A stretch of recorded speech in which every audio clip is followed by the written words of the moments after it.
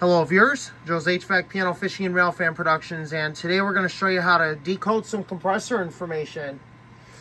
I have received a request to do a video on how to decode a date code on a Tecumseh compressor. So in this case here, we're going to do one for weather wheel units, because obviously some people do have weather wheels and they're not quite sure how to decode the information. So based on, there is a common thing that I've noticed on a lot of these weather wheels is the top row always starts with 040E and then, a number afterward. So I'm not exactly sure what that top row is. So somebody's going to have to get me some information on that and try to help me out. Anyway. So the top row, we got to figure that out. The second, third, and fourth rows are relatively easy. So the second row here is relatively easy to decode because that's obviously the motor and the compressor, the date code itself, and the compressor serial number. The P, I'm not exactly sure what that's for. So on the second row here, we have an E, which obviously means there's an Emerson motor inside this compressor. One dot obviously means it was made on first shift.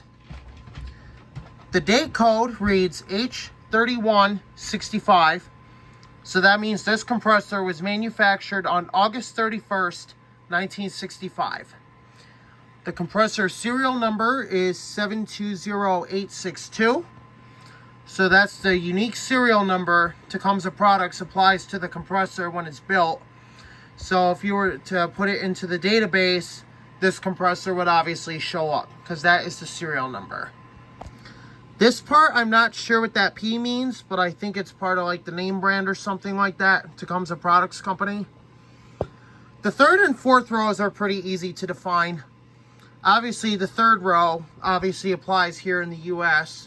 Well, the first half of the third row. So in the third row, we have V115, which obviously means the compressor is 115 volts.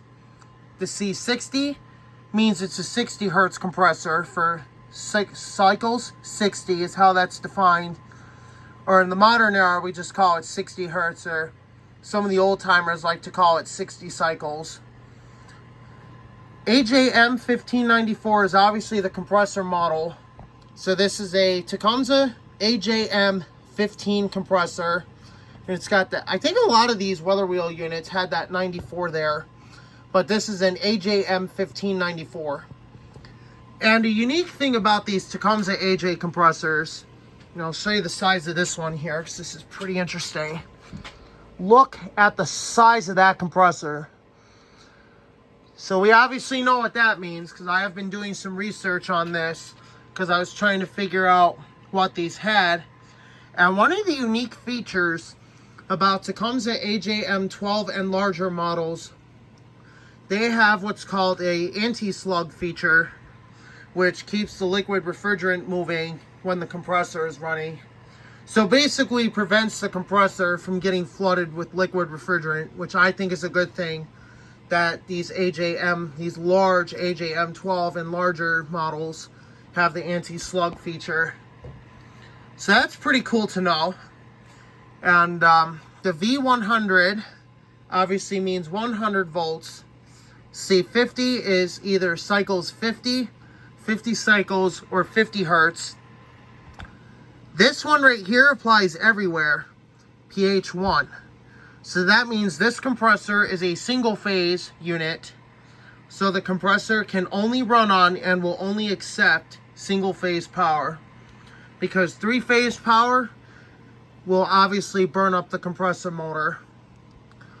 The LRA 45.0, that's obviously the locked rotor amps. So if the compressor were to lock up and have problems, so if this compressor should lock up and not be able to start itself, or if the capacitor is failing, what would happen is the compressor would obviously take anywhere close to or way more than 45 amps to try to free itself. Now underneath here, you can see this compressor has obviously your terminals are on the left, and then on the right, you have your overload protector, which is a line break overload protector.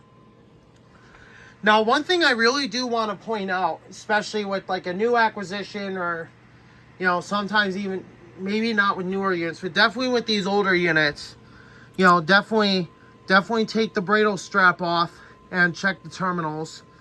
And if you see any discoloration, you know, they're burnt or something like that, that means it's time to replace the compressor. I did that when I first got this. When I first got this with my Weller wheel, I opened up the junction box here and I checked the terminals and there was no discoloration. So this compressor is in really good shape for being almost 60 years old. So yeah, that is how to decode a Tecumseh AJ series compressor in a Fetter's Weller wheel. And if you're wondering what type of AJ is this, and you have a Fetter's Weller wheel of any type, look in the third row here, right after the voltage, and that is where your compressor model number is. I hope you guys found this video helpful. And like I said, you know, if anyone knows what this 040E and then the number means after that, please put that in the comments for me. I greatly appreciate the help and the feedback. And we'll see you guys later for another, for our first, I think will be our first ever winter run of the 1965 Weller wheel. Thanks for watching.